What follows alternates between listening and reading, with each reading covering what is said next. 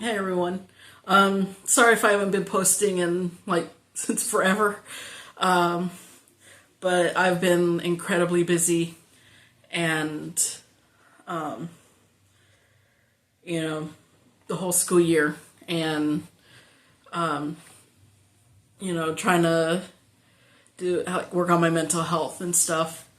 So, but I've been trying to make an effort to try and be more regular here on my channel. I have multiple channels on YouTube, so I try to do sort of a balance. Currently, I've been dedicating more on my live streams more than anything else, but I just wanted to try and get things back on here again. And this time we'll be reading Theodore Boone, The Accomplice, which is the next in the series. So I'll just get started on that. Right. Chapter 1. Boy Scout Troop 1440 was dismissed by Major Ludwig promptly at 5 p.m. on Tuesday afternoon, and the boys hustled outside to their bikes. As always, Theodore Boone lingered for a moment to say goodbye to the Major. Then he stepped into the cool evening with plans to head downtown to his parents' law firm. At the bike rack, he saw Woody Lambert, one of his good friends, and noticed once again that he wasn't smiling. Woody never smiled these days, and that in itself would not have been noticeable except that in place of a smile or a grin, or any sign of life was normal or even okay. Woody was going about his business with a sad, sour expression, as if life was beating him up, and as if he carried burdens and problems too heavy for a 13-year-old boy. Theo had known him since 4th grade, when the Lamberts moved to Strattenburg. Their home was unstable. His mother was on her 2nd or 3rd husband, and the current one was often away on the job. His father had disappeared years ago. His older brother, Tony, had been arrested once and was gaining a bad reputation. Theo suspected that the Lamberts were having serious problems, and that's why Woody seemed so unhappy. Theo said, "Let's go to Guff's and get a frozen yogurt, my treat." Woody immediately shook his head no, even frowned, "No thanks." He never had spare change, and he was too proud to allow Theo or anyone else to treat. Theo had known this for a long time and felt like a jerk for offering to pay. "You okay?" Theo asked. "I'm fine," Woody said as he climbed onto his bike. "See you later."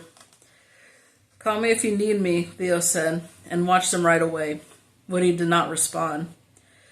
Home was the last place Woody wanted to go, though he suspected the house would be empty. His mother was working 2 part-time jobs on Tuesdays and waited tables at a diner near the college. Her husband, Woody's stepfather, worked in construction and made good money at times, but the jobs were sporadic.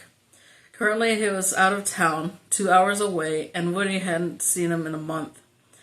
Tony was a sophomore at Strattenburg High, but was in the process of dropping out or flunking out or getting kicked out for bad grades and low attendance. Tony's attitude was so lousy he didn't care how he left school. Woody parked his bike under the carport, walked through the unlocked door of the kitchen, yelled for Tony, heard nothing, and was pleased no one was there. He was spending a lot of time alone, and it wasn't at all bad. He had choices, options. He could play video games, watch television, do his homework, or plug in his electric guitar and practice for an hour or so. Of the 4, homework, of course, was ranked last. His grades were slipping, and his teachers were asking questions, but no one at home seemed to care. There was rarely anyone at home. Theo parked his bike outside the rear door of Boone & Boone, the converted old house his parents had owned since long before he was born. He entered through the door, stepped into his own little office, and was immediately met by Judge, his faithful dog, who'd been waiting for hours. Judge spent his days at the office doing nothing of any importance except sleeping and begging for food. He moved quietly around the place, napping all on one small dog pallet for an hour or so before easing along to another. He had at least 4 beds, 3 downstairs and 1 up, but his favorite was the soft one located under Theo's desk. Each afternoon, in anticipation of his best friend returning from school, Judge went to Theo's office and waited. Theo rubbed his head, chatted with him for a moment. Then the two of them went to say hello.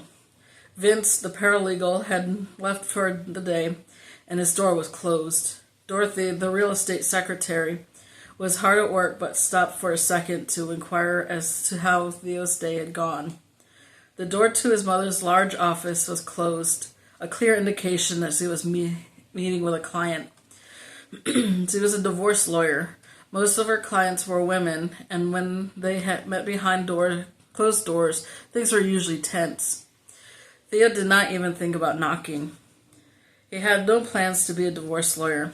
At the age of 13, he had already decided that he would become either a great courtroom lawyer, the best in the state with big, important trials, or a great judge who presided over those trials and was known for his wisdom and fairness.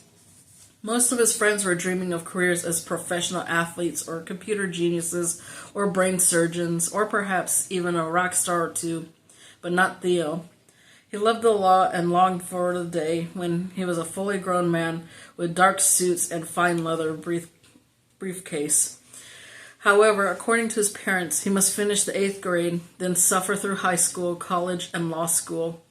At least 12 more years of education awaited him, and he was not looking forward to the ordeal. At times he was already tired. The front room of Boone & Boone was ruled by Elsa Miller, the firm's longtime receptionist, secretary, paralegal, advisor, referee, and occasionally, in the past, Theo's babysitter. Elsa did it all, and she did it with an enthusiasm that Theo often found tiresome. At the sight of him, she bounced up from her desk, grabbed him, hugged him, pinched both cheeks, all while asking how his day had gone. It was a daily routine and rarely changed. "Just another boring day in school," Theo said as he tried to wiggle out of her embrace. "You always say that. How was Scouts?" Elsa knew the schedule better than he did. If he had an appointment with a doctor or dentist, Elsa had it marked on her calendar. A science project due, Elsa reminded him. A scouting trip to the lake, Elsa was on it. She looked him up and down to make sure his shirt matched his pants, another irksome habit, and said, "Your mother is with a client, but your father is free right now." His father was always free and alone. Woods Boone was a real estate lawyer who smoked a pipe, and because of the smoke, no one else in the firm ventured upstairs near his office. "Better hop on your homework," Elsa said as she retreated to her desk. Every school day of his life,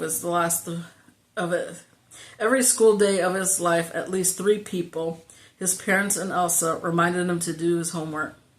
And the irritating part of it was that Theo always did his homework. No one had to remind him. Not once in his student life had he failed to do his homework, yet he was consistently being reminded to get it done. At times he wanted to snap at them, all 3 of them, but that would cause more trouble than it was worth, and it wouldn't help matters. Part of being a good kid was learning to overlook the shortcomings of adults. They liked to repeat things, especially his father, and especially those little commands that were supposed to make Theo a better person. Brush your teeth, comb your hair, eat your vegetables, ride carefully, watch for traffic, do your homework. The list seemed endless. So instead of arguing, he said, "Yes, ma'am," and walked to the stairs.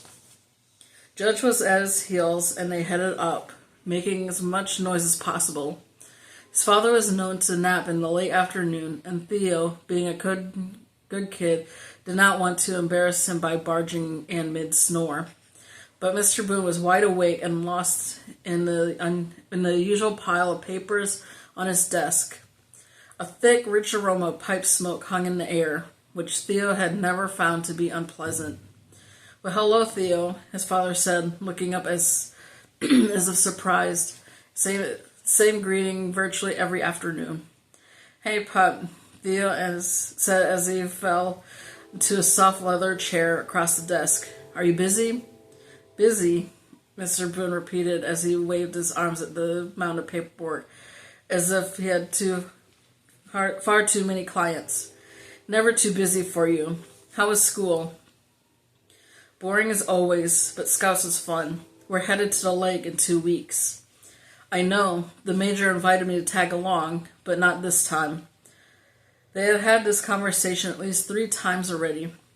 "Dad, I'm worried about something." "Let's hear it." "It's Woody. He's acting strange, like he's worried all the time. His grades are not good, and the teachers are watching him pretty close." "Trouble at home, you think?" "Probably. His big brother Tony is hanging out with some bad kids, skipping school, staying out late, stuff like that. And he had a lot of influence over Woody. Their mom works a couple part-time jobs and is not home much. His stepfather works out of town, and Woody doesn't like the guy anyway. We're going camping in 2 weeks, and Woody says he's not going. Says he needs to do some yard work around the house. The truth is, he probably doesn't have the money to make the trip. He's always broke these days. I'm really worried about him." "Does he have many friends?" "You know Woody, Dad. He's the popular guy who gets a lot of respect because he's the toughest kid in class. If there's a fight, Woody either starts it or finishes it or breaks it up. Nobody messes with him, and he sort of likes this tough guy role. It looks like Woody is headed down the wrong road, at least in my opinion. I wish there was some way we could help him. You can tell his friend and talk to him, Theo. You can be his friend and talk to him, Theo.